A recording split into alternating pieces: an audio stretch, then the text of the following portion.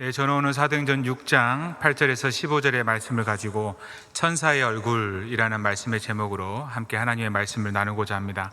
크신 은혜의 시간이 되시길 바랍니다. 스테파노스, 면류관이라는 이름의 뜻입니다. 스테반은 면류관이라는 이름의 뜻을 가지고 있습니다.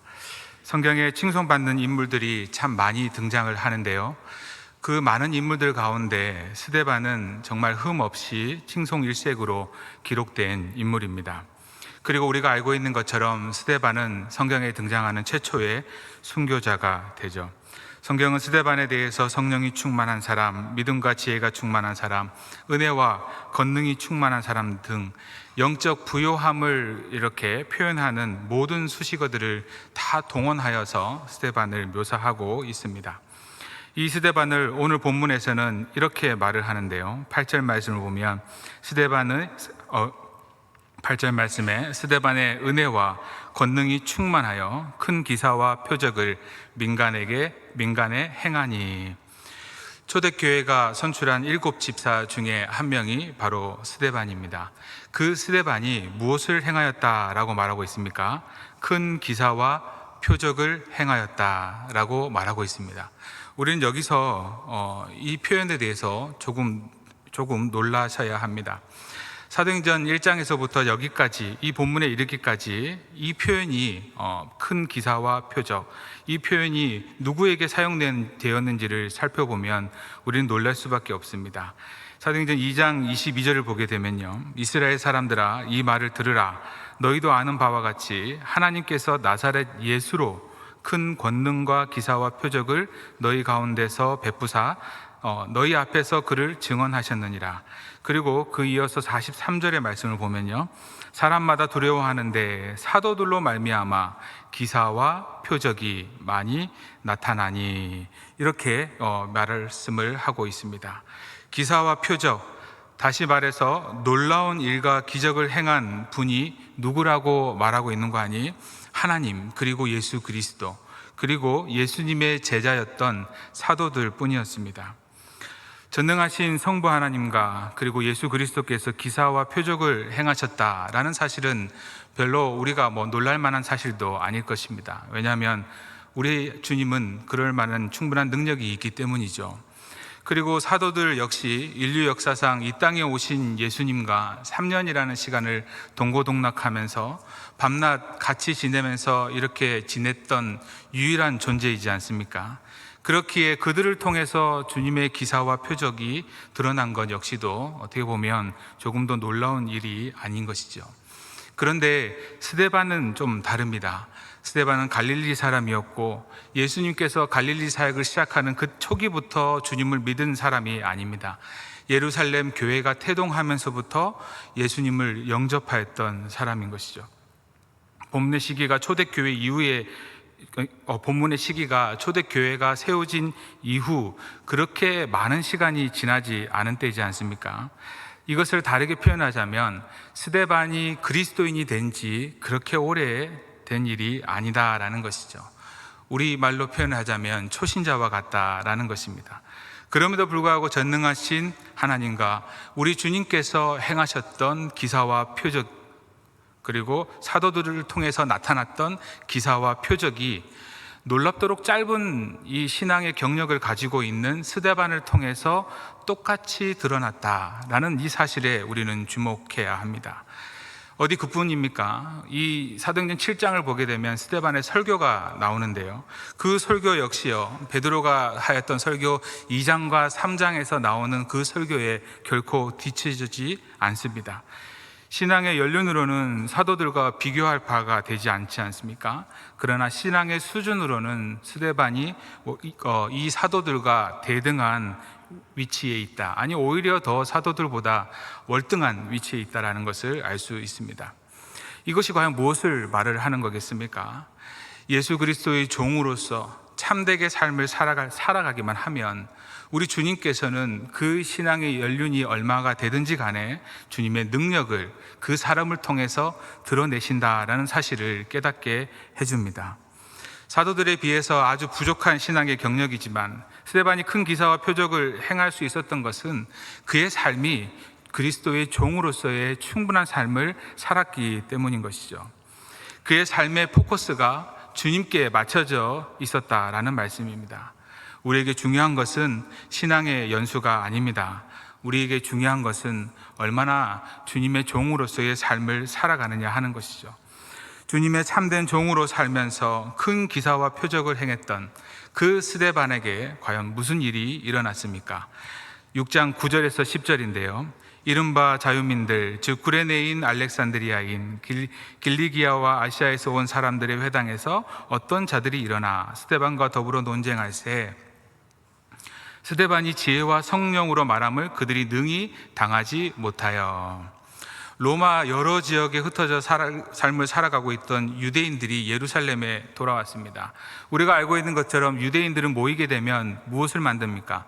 회당을 만들지 않습니까?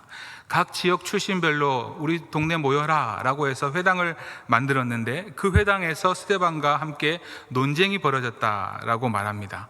무엇으로 논쟁이 벌어졌겠습니까? 바로 스데반이 전하는 그 그리스도의 복음으로 말미암아 그들 사이에 논쟁이 벌어진 것이죠. 예수 그리스도를 못 박아 죽인 유대인들은요, 그렇게 예수 그리스도를 못 박아 죽인 유대인들은 스데반에게 반박을 하였을 것입니다. 그리고 또 스데반은 반박을 하였을 것이고, 이들 사이에 변증이 끊임없이 이루어지는데 그들이 스데반을 도저히 이길 수 없었던 것입니다. 왜 이길 수 없었겠습니까? 그들은 억지를 부리고 있는 것이고, 스데반은 지혜와 성령으로 말하였기 때문인 것이죠. 성령님의 도우심으로 말미암아 진리를 증언하고 있기 때문입니다. 도무지 정상적인 방법으로는 스데반을 매수할 수 없게 되자 사람들은 또 다른 사람들을 매수하여서 스데반이 하나님과 그리고 모세를 모욕하였다라고 이렇게 모함을 합니다. 왜 그렇게 말하겠습니까? 그들이 가지고 있는 율법에 따라서 신성 모독죄로 판명만 받기만 한다면 스데반을 깔끔하게 제거해 버릴 수 있기 때문입니다. 그래서 그들은 백성과 장로 그리고 서기관들을 충동하여서 스데반을 공회에 이렇게 세웠습니다. 당시 서기관들을 포함한 유대교 지도자들이 자신들이 못 박아 죽인 예수가 다시 살아난 메시아라고 증언하고 있는 초대교회가 출현함으로써 그들은 늘 자신들의 기득권이 조금이라나 타격을 입지 않을까 늘 염려를 하였죠. 사도들이 얼마나 집요하게 핍박하고 또 핍박하였는지 우리는 너무나 잘 알고 있습니다. 그런데 이번에는 듣도 보도 못한 백성들, 그리고 특별히 스데반까지 이 일에 가세를 한 것이죠. 그러자 이 일을 반대하는 많은 무리들을 선동하고 스데반을 드디어 사내들인 공회까지 끌어갑니다. 그리고 스데반을 모함하는 사람들이 끊임없이 백성들을 충동질합니다. 대체 그들이 어떻게 충동질을 하였을까요? 그들이 사내들인 공회에서 거짓 증인들을 세우고 이렇게 하는데, 그 거짓 증인들이 하는 말을 통해서 알 수 있습니다.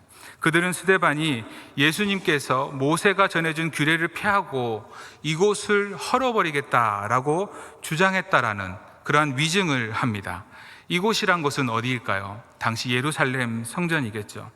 이로 인하여서 백성들은요, 스데반을 죽일 정도로 충동을 당하고 맙니다. 왜 이들이 이토록 이러한 거짓 증언에 붕괴하고 또 흥분하였겠습니까? 그들은 하나님을 향한 열심이 있었던 자들입니다. 스스로는 하나님을 향한 충신이라고 생각을 하고 있습니다. 그러나 그들은 명목상 모두 하나님을 믿는 자들이죠. 그들이 가지고 있는 모든 생각들은 하나님께 비추어하는 생각이 아니라 자신들의 입맛대로 하나님께 충성심을 지금 그들은 보이고 있습니다. 다른 말로 하자면 하나님에 대한 착각 충성심을 가지고 있다라는 것입니다. 그러나 그들은 하나님이 보내신 예수님을 못 알아볼 정도로 그들의 삶은 하나님과는 전혀 무관한 삶을 살아가는 자들입니다. 하나님을 믿는다고 하는 종교인인 것이죠. 하나님과 전혀 관련 없는 자들입니다. 그렇다면 성전을 수호한다는, 성전을 지킨다는 미명하에 주님의 신실한 종의 모습을 보이는 스데반, 그리고 예수님과 제자들과 같이 큰 기사와 표적을 행하는 스데반을 제거하려는 가장 큰 이유가 무엇이겠습니까? 결론부터 말씀드리자면 결국은 돈인 것이죠. 돈. 자신들과 상관없는 일이었다면 스데반이 뭐라고 하든지 그들은 전혀 상관하지 않았을 것입니다. 이렇게 자신과 상관없는 일에 있어서는 대부분의 사람들은 목숨을 거는 일이 없습니다. 제가 일전에 진해의 장천부대에서 잠깐 일을 한 적이 있었는데, 배에서 어떤 사람이 내려와서 다른 사람들과 이렇게 막 싸움을 하는 것을 본 적이 있어요. 근데 한 사람이 다른 상대방에게 이렇게 얘기를 한 겁니다. 네 배에 구멍을 내버리겠다, 이렇게 얘기를 하는 거예요. 싸움을 하다가 막 흥분을 하셔가지고. 그랬더니 그 상대방이요, 더 흥분을 하는 거예요. 네가 뭔데 내 배에 구멍을 내겠다고 하면서 막 죽일 듯이 달려드는 모습을 본 적이 있습니다. 자신의 생존의 모든 것이 걸려있는 그 배 한 척에 구멍을 내겠다는 그 소리에 흥분을 내는 것이죠. 우리 예수님께서 거라사 지방에 가셨습니다. 그래서 무덤 사이에서 귀신 들린 자가 거하에 있는 그 자를 만나는 것을 우리는 잘 알고 있습니다. 그 자에게 있었던 군대 귀신을 예수님께서 쫓아내셨죠. 그러자 그 자 안에 있었던 그 귀신들이 어디로 들어갔습니까? 돼지떼로 들어갔습니다. 2,000마리나 되는 돼지떼가 다 함께 바다로 들어가서 몰살을 합니다. 돼지떼는 2,000마리나 이렇게 죽었지만 한 생명이 자유함을 얻었고 한 생명이 생명을 얻었습니다. 그런데 사람들이 뭐라고 예수님께 이렇게 말을 하는고 하니 예수님을 향하여서 이곳에서 떠나달라고 말을 합니다. 왜 그렇겠습니까? 그들이 생존과도 같았던 그 돼지들을 다 2,000마리나 죽게 만들었던 그 예수님의 모습 속에서 그들은 자신들의 생존에 위협을 받아 예수님을 떠나달라고 이렇게 요구를 한 것이죠. 에베소서에서 일어난 소동을 우리는 너무나 잘 알고 있습니다. 사도행전 19장에 이렇게 나오는 내용들인데요. 에베소서에서 바울이요, 놀라운 기적과 표적을 막 행합니다. 놀라운, 정말 하나님의 은혜가, 하나님의 능력이 가득한 일들이 마구마구 일어납니다. 바울의 그 손수건만 들어도 막 그냥 사람들이 낫게 되는 놀라운 역사, 그리고 많은 사람들이 주님께로 돌아오는 그러한 역사가 이루어집니다. 마술을 행하던 자들이요, 자신들의 삶이 잘못되었다라는 깨닫고 자신들이 가지고 있는 책을 다 불살라 버립니다. 그런데 그 책값이 얼마나 되었는가 하니 5만이나 되었다라고 성경은 말을 합니다. 그런데 그때 데메드리오라는 사람이요, 사람들을 충동질하기 시작합니다. 이들이 오고 나서부터 자신들의 우상 장사가 되지 않는다는 것이죠. 우상을 팔아 벌어먹고 사는 인생, 그 인생들에게 우상이 팔리지 않는다고 하니 사람들이 분노를 하기 시작합니다. 지금 예루살렘에, 스데반이 거하는 그 예루살렘에서도 동일한 일들이 벌어지고 있는 것이죠. 예루살렘 전역에 퍼져 있는 남자들 1년에 3번씩 예루살렘 성전에 와서 제사를 드려야만 했지 않겠습니까? 세계 각처에 흩어져 있는 디아스포라 유대인들도 예루살렘 성전을 이렇게 순례하는 것은 신성한 의미를 가지고 있었을 것이에요. 그렇기 때문에 유대인들에게 있어서 수백만 명에 달하는 유대인들이 예루살렘을 찾아와서 그곳에서 머물고, 그리고 소나 양을 잡아서 제사를 드리기 위해 지출하는 그 경비는 실로 엄청나게 큰 금액이었을 것입니다. 그 돈들이 다 어디로 들어가겠습니까? 고스란히 유대 종교 지도자들을 포함한 예루살렘에 거하는 사람들의 수입원이 되지 않았겠습니까? 다르게 표현을 하자면 예루살렘에 사는 사람치고 성전 덕을 안 본 사람이 없는 것이죠. 모두가 다 성전 덕을 보면서 삶을 살아가는 것입니다. 이러니 예수님이 성전을 헐어버릴 것이라고 스데반이 설교했다라고 하는 그 거짓 증언들의 모함에 대부분의 사람들이 흥분하기 시작합니다. 그 충동질을 당하게 됩니다. 정작 예루살렘의 성전이 없어진다면 그들이 누려왔던 수많은 경제적인 이득이 다 날아가 버리기 때문입니다. 그것이, 그 말이 거짓 증언인지 혹은 진실인지 밝혀볼 생각조차 하지 않습니다. 그들은 사내들인 공회의 이름을 빌려서 합법적으로 스데반을 끊임없이 제거하려고 합니다. 아니, 성전에 하나님을 섬긴다고 하는 그런 자들 아니겠습니까? 그러면 조금이라도 과연 이것이 하나님이 기뻐하는 일일까? 정말 잠시라도 생각해 보아야 하지 않겠습니까? 그러나 그들에게는 생명에 있어서는 관심을 가지지 않습니다. 스데반이 죽든지 살든지 그들에게는 관심이 없습니다. 그들의 관심은 오직 자신들의 주머니에 들어오는 돈뿐이다는 것을 우리는 여기서 알 수 있습니다. 하나님을 믿는 사람이지만 오히려 입술로는 하나님을 믿는다고 하고 하나님을 섬긴다고 하지만, 네가 하나님을 모독한다라고 하지만 정작 그들은 하나님보다 돈을 더 믿는 그러한 모습을 보고 있습니다. 이러한 상황 속에서 스데반의 반응을 한번 살펴보시기 바랍니다. 6장 15절의 말씀인데요, 우리 다 같이 한번 읽어보겠습니다. 시작. 공회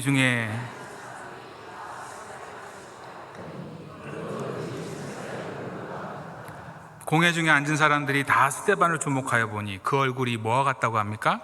천사의 얼굴과 같더라 라고 합니다. 소수의 무리들이 백성들을 충동질하고 신성 모욕죄로 이렇게 뒤집어 씌워서 스데반을 죽이려고 합니다. 그런 가운데 법정 앞에 섰지 않습니까? 수많은 사람들이 있는데 내 편은 한 명도 없습니다. 모두가 자신을 죽이기 위해 벌떼같이 달려들고 있습니다. 스데반의 입장에서는 이것만큼 절체절명의 위기의 순간이 어디 있겠습니까? 이것만큼 억울한 일이 어디 있겠습니까? 억울하고 답답하고 두려워 떨 때 우리는 어떤 얼굴 표정을 가집니까? 죽음의 공포에 질린 얼굴, 목숨을 구걸하려고 하는 그런 비굴한 표정의 얼굴, 어떻게 보면 또 자기 자신을 모든 것을 그냥 포기하고 마는 절망적인 얼굴, 아니면 자신들을 모함하고 있는 자들을 향한 분노하는 얼굴이 그려져야 되는 것이 마땅합니다.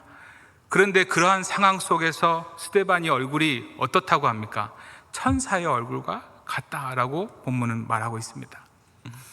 천사의 얼굴과도 같다라는 이 말 속에 우리 머릿속에서 그려지는 천사의 상들이 지금 다 있으시죠? 이게 하얀 옷 입고 날개 달리고 반가워하고 있는 그 천사의 얼굴을 생각하실 것 같아요. 좋은 말을 전하고 희망의 소식을 전하는 그 천사의 얼굴들을 다 상상하실 것 같습니다. 하지만 천사가 하는 일들 가운데서는 하나님의 심판의 메시지를 전하는 역할들도 분명히 있습니다. 그렇게 천사의 얼굴이라는 것을 생각했을 때는 해같이 밝은 그러한 얼굴의 모습이기도 하겠지만, 하나님의 말씀을 듣지 않으려고 하는 그 백성들에게 하나님이 무엇을 말씀하시든지 반드시 그 말씀을 전하시겠다는 결의에 찬 표정이지 않을까라는 생각을 해봅니다. 죽음의 위협 앞에, 절체절명의 위기 속에서도 예수 그리스도가 구원자라는 사실, 그 복음의 진리를 내가 반드시 지켜내고 선포하겠다는 그 스데반의 결의에 찬 얼굴 표정을 말하는 것이라고 생각을 합니다. 우리는 이런 얼굴들을 참 많이 보아왔습니다. 하나님의 명령에 따라서 모든 것을 버려두고 떠나가야만 하는 아브라함의 얼굴이 그와 같은 얼굴이지 않았겠습니까? 고향과 자기 집, 친척을 떠나 아버지 집을 떠나 약속한 그 땅을 향해 나아갈 때 어디로 갈 바를 알지 못하였지만 하나님께서 말씀하시면 내가 가겠습니다 라고 말한 그 결의에 찬 아브라함의 얼굴이 천사의 얼굴 같지 않았겠습니까? 모세의 얼굴이 그 천사의 얼굴이라고 생각을 합니다. 내 백성을 내가 구원하여야겠다라는 그 하나님의 명령을 따라서 당시 초강대국이었던 애굽의 왕 바로 앞에 서서 내 백성들을 보내달라고 하는 그 모세의 얼굴, 그 결의에 찬 모세의 얼굴이 천사의 얼굴이지 않았겠습니까? 마음이 굳어버려서 어떠한 말도 듣지 아니하는 백성에게 파수꾼의 사명을 받은 에스겔, 그 에스겔이 천사의 얼굴이지 않겠습니까? 이사야서에 보게 되면 이렇게 선지자를 부르는 데 있어서 보면 가장 먼저 보통 1장이나 2장이 이렇게 나옵니다. 근데 이사야서에 보면 가장 먼저 이사야를 부르는 대목부터 나오는 것이 아니라 이 백성들이 무슨 말을 해도 듣지 않는다라는 내용들이 먼저 쭉 나오고 나서 하나님께서 이사야를 부르는 소명의 장이 나옵니다.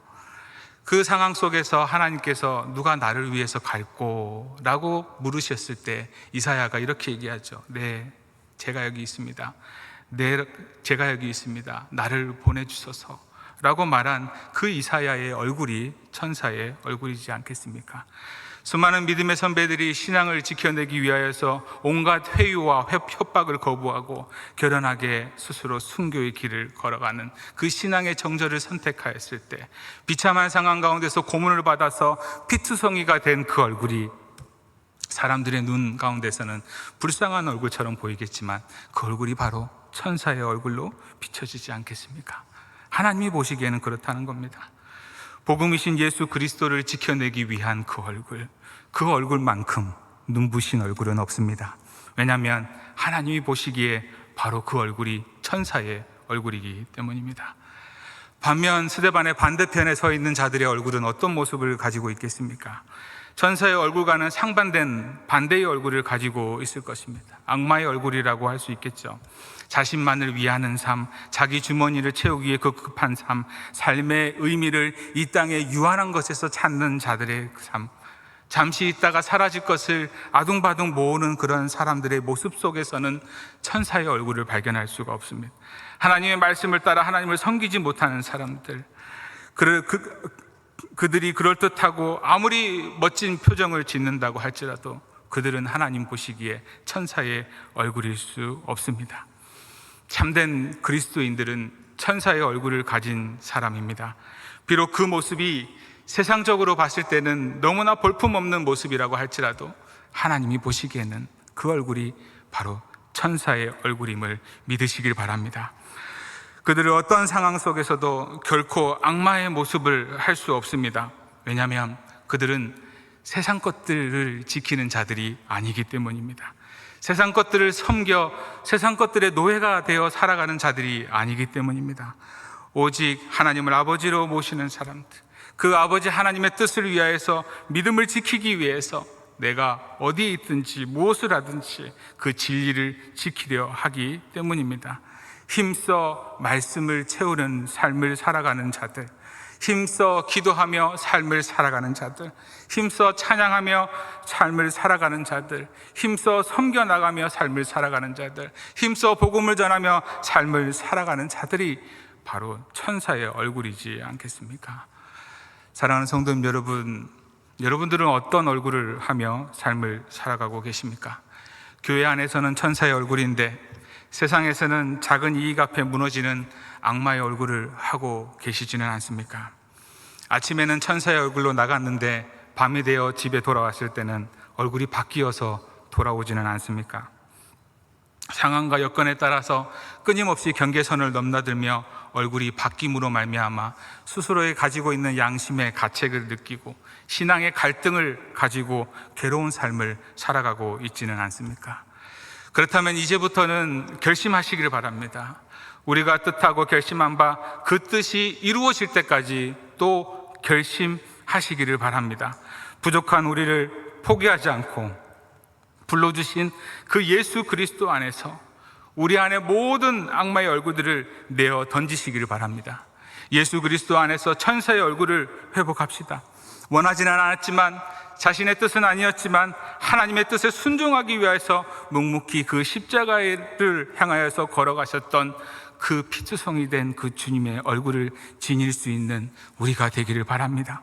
우리가 붙들고 살아가야 할 진리를 짓밟는 이 세상의 불의에 맞서서 세상권 누리기 위해서 하나님을 부정하는 어리석은 인생, 진리를 모독하는 모든 세력 앞에서, 진리를 부족하는 모든 세력 앞에서 우리 가정과 교회를 지켜낼 수 있는 그런 스데반과 같은 우리 모두가 되기를 주님의 이름으로 축원합니다. 그때 우리 얼굴은 천사의 얼굴이고 예수 그리스도의 얼굴과 같을 것입니다.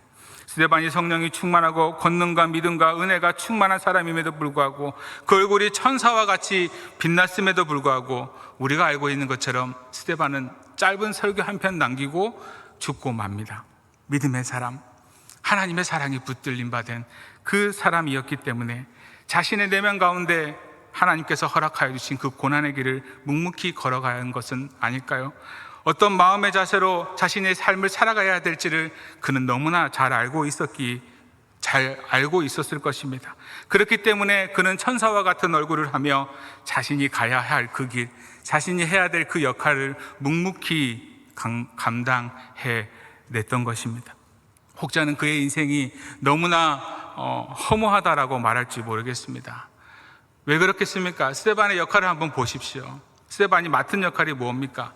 그 유대인들 앞에서 예수 그리스도에 대한 변증을 하고 죽는 역할입니다. 예수님 전하고 그냥 죽는 역할, 어떻게 보면 한 편의 긴 영화 속에서 카메오와 같이 등장하는 그 역할을 가지고 있는 것이죠. 그러나 그는 당당히 그리고 겸허히 자신의 역할을 받아들였습니다. 하나님께서는 우리에게 주신 각자의 목들이 분명히 있을 것입니다. 하나님께서 우리에게 맡겨주신 그 목이 있다라는 말씀입니다. 그 목을 우리는 겸손하게 받아들이셔야 됩니다. 무엇을 먹을까, 무엇을 입을까, 무엇을 마실까 하는 것은 복음이 아닙니다. 그 무엇을 먹을까, 무엇을 마실까, 무엇을 입을까에 대한 것은 하나님께서 채워주시는 것이지 우리가 추구해야 될 것은 아니다라는 것이죠. 천부인 너희 아버지께서 하물며 자식에게 좋은 것을 주시지 않겠느냐. 악한 아버지라도 돌을 달라 하면 떡을 주는 아버지인데 하늘 아버지께서 너희에게 좋은 것을 주시지 않겠느냐고 말씀하시지 않습니까? 이렇게 말씀하지 않으셨습니까? 빵을 구하는 것을 하지 말라라는 것이 아닙니다. 빵을 구하는 것이 우리의 인생의 목적이 되어서는 안 된다라는 것입니다. 세상의 것들이 우리의 목적이 되었을 때 우리는 변질되고 말 것입니다. 로마서 8장 35절에서 39절, 우리가 너무나 잘 아는 말씀인데 우리 같이 한번 읽어보도록 하겠습니다. 시작. 누가 우리를 그리스도의 사랑에서 끊으리요? 환난이나 공고나 박해나 기근이나 적신이나 위험이나 칼이랴. 기록된 바 우리가 종일 주를 위하여 죽임을 당하게 되며 도살당할 양같이 여김을 받았나이다 함과 같으니라. 그러나 이 모든 일에 우리를 사랑하시는 이로 말미암아 우리가 넉넉히 이기느니라. 내가 확신하노니 사망이나 생명이나 천사들이나 권세자들이나 현재일이나 장래일이나 능력이나 높음이나 기쁨이나 다른 어떤 피조물이라도 우리를 우리 주 그리스도 예수 안에 있는 하나님의 사랑에서 끊을 수 없으리라. 아멘. 복음을 붙들고 천사의 얼굴을 하며 삶을 살아가는 것, 그리스도를 지켜내는 그러한 삶은 세상과는 끊어질지라도 하나님과는 끊어지지 않음을 믿으시기 바랍니다. 하나님의 사랑에서는 끊어지지 않습니다. 천사의 얼굴을 하며 삶을 살아가는 우리를 어떻게 하나님께서 포기할 수 있겠습니까? 사랑하는 성도 여러분, 표정만 봐도 우리는 누가 진정한 승리자인지 확신할 수 있습니다. 주변 상황을 보면 많은 사람들은 스데반이 패배했다라고 생각을 합니다. 종교 지도자들과 백성들이 지지를 얻어 스데반을 고소한 무리들이 승리자처럼 보입니다. 그런데 우리는 누가 진정한 승리자인지를 분명히 압니다. 바로 스데반입니다. 너무나 평범했던 그리스도인이었습니다. 뭔가 특별한 것이 하나도 없는 그리스도인이었습니다. 단지 그는 하나님의 말씀에 집중하는 삶, 하늘로부터 부어지는 은혜와 권능과 지혜와 성령으로 충만한 그러한 삶을 살았습니다. 그렇기에 그는 천사의 얼굴을 하고 있었습니다. 스데반 지사님과 우리가 다를 바가 과연 무엇이 있습니까? 생존의 위협 앞에서 죽음의 경계선에 서 있는 그의 모습이 우리의 모습이지 않습니까? 결국 우리도 오늘 하루 생존의 위협을 받으며 삶을 사셨지 않습니까? 하루의 일과를 마치고 어떤 생각을 하십니까? 어떤 분들은 오늘도 내가 잘 버텼구나, 살아냈구나 하는 그러한 고백을 하는 인생이 우리지 않습니까? 스데반 집사님과 우리의 인생이 결코 다를 바가 없습니다. 사랑하는 성도 여러분, 주의 말씀에 더욱더 집중하시길 바랍니다. 주님의 십자가의 은혜를 더욱더 구하시길 바랍니다. 더욱더 성령 충만한 모습으로 삶을 살아가는 우리 모두가 되기를 바랍니다. 그로 인하여서 천사의 얼굴로 하나님이 허락하여 주신 그 귀한 사명을 감당해낼 수 있는 그런 우리 모두가 되기를 주님의 이름으로 축원합니다.